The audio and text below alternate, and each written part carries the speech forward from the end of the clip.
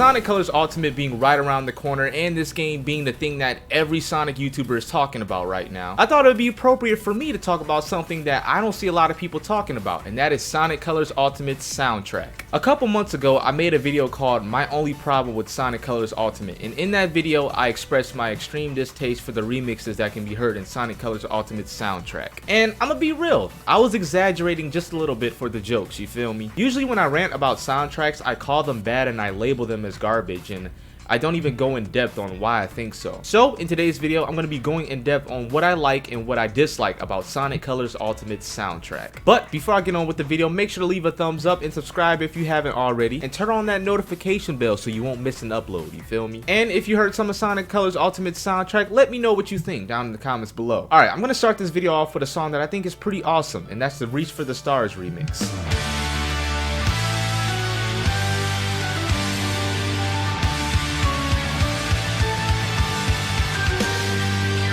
I think the Reach for the Stars remix is pretty dope. It managed to save some of that gracefulness that the original song had. This time the song sounds like the score to a Pixar film or an opening to a dope ass slice of life anime. But let me just talk about that piano for a minute. The beautiful young lady who plays the piano on this song is Shoko Nagasaki, and I think her piano playing is incredible. It's a really nice touch to the song. It adds a whole new sparkle to the song. It's a sparkle that this game needs because from what I've seen, a lot of people are not digging this game. I also appreciate the huge booming guitars that you can hear in this song. In the original, the guitars were more of a background instrument. They were way back there in the mix. But in this remix, you can clearly hear the guitar playing, and it's phenomenal. Susumu Nishikawa is the guy who plays the guitar on this song, and man, his guitar tone is super rich and beefy. I love it. I don't know how the hell he got that type of tone out of a Gibson SG. Wait, hold up. Does this nigga have 3 humbuckers? No wonder why his guitar sounded like that. Unfortunately, I do have one gripe about this song though. It sounds way too overprocessed. Everything in this song sounds like it's at 100 even when it's not. I feel like this song would be perfect if the engineers just backed off on the drums compression and backed off on the guitars. In the really high parts of the song, every instrument is just blasting at a consistent volume, and it makes the song sound damn near distorted. Other than that though, I think the Reach for the Stars remix is a dope ass remix. It's a fresh new take on a legendary Sonic the Hedgehog vocal theme, and I think it's more than worthy of being celebrated as a 30th anniversary remix. Alright, on to Tropical Resort.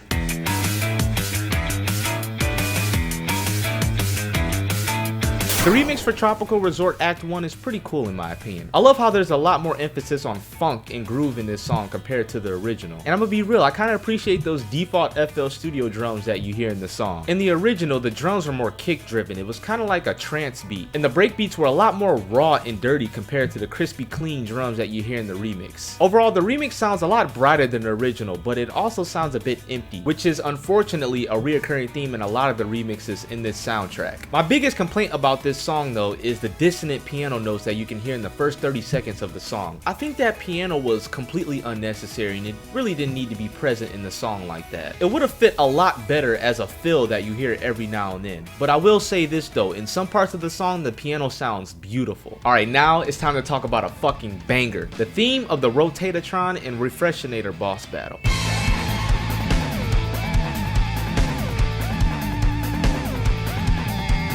Junsanui really saved the day with this banger, man. When I first heard this song on Twitter, I was fucking stoked. He added a whole new grungy flavor to the song with the guitars, bass, and drums. The guitars have this really rich and deep tone that brings a whole new type of energy to the song. The bass has a really nice rude tone to it, and you can really hear the sizzle, especially in the slap bass fills around the 1 minute 10 second mark.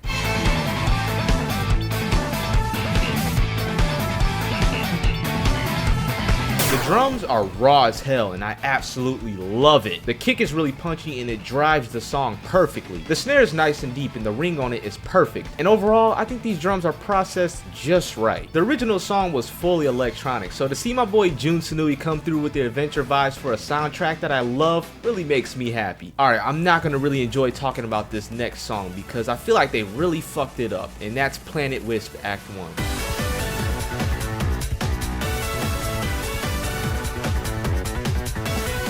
I feel like they fucked this song up badly. It's like Kenichi Tokoi, the composer of this song, just took Planet Wisp and just took a massive shit on it, bruh. Like, I'm gonna be completely honest, bruh. There's not a single thing about this remix that I like. He replaced damn near every instrument, the guitars, the strings, the piano, and bass with these harsh-ass synthesizers which are just blasting throughout the entire song. Bro, you can't even enjoy the beauty and gracefulness of the level because there's none to be found in the song. The beautiful percussion that flowed throughout the song was replaced with some default FL Studio drums, and no, I don't like them. The phenomenal musicianship that can be heard in the original was replaced with these soulless ass synthesizers. The bass lost its groove, the drums lost its groove, and every synthesizer in that song sounds like someone is just taking their hand and clawing a fucking chalkboard. But remember when I said there isn't a single thing I like about this song? Well, I kind of lied. There's this jazzy synthesizer solo that you can hear towards the end of the song, and I think it's pretty good, but I can't even enjoy it all that much because of all the fucking synths that you hear just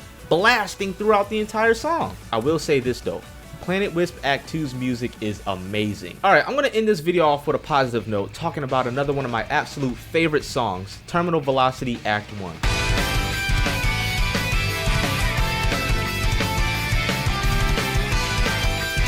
Junsanui comes in and goes off on this song, man. He comes in and takes this song and turns it up by 100, which I didn't even know was possible because this song is already extremely hype. In the original, the drums were far back in the mix, but in the remix, the drums are present, and I mean they are really present, and it makes this song 100 times more epic. I gotta say, the drummer in this song is insane, man. His double kick drum action and his tom rolls are incredible, bro. Like, props to the drum player for real. I also love the increased emphasis on the piano in this new remix. It adds a whole new sense of urgency to the stage. And let me just say this, Jun's guitar playing is amazing, man. The way he captures the melody in this song is, I don't think anyone can do it any better. But the only thing, the one and only thing that's stopping this song from being perfect is the lack of power in the brass section. One thing I loved about the original Terminal Velocity is that the brass section was extremely powerful, but they turned it down a lot in this remix, which disappoints me, but you know, it is what it is. Other than that, I think this is my favorite song from Sonic Colors Ultimate soundtrack. It's a pure banger, bruh. With all that being said, I think Sonic Colors Ultimate soundtrack is just good. And when I mean good, I mean only good. I can't say it's a banger though, because there are some bangers in the soundtrack, but they're far and few between. Most of the remixes sound kind of dry and empty, like the remixes were forced to make these songs. But when you think about it, that's to be expected, because Sonic Colors soundtrack is damn near perfect already. Asking the Sega Sound team to remix Sonic Colors soundtrack is like asking T-Lopes to remix Sonic Mania's soundtrack. You can't really top those two soundtracks, they're already fucking amazing. I noticed one thing though, is that most of the bangers or most of the songs that I like from this soundtrack come from Junsanui. Junsanui really knows how to capture the same feel of a song and expand on it in creative ways, without drastically changing the song or simply fucking it up. I'm gonna be real, I was a little too harsh in my last video. Although most of my opinions still stand, I think Sonic Colors Ultimate soundtrack is pretty good. Alright, that's gonna be it for today's video. Thank you all for watching. Hope you all enjoyed. If you did,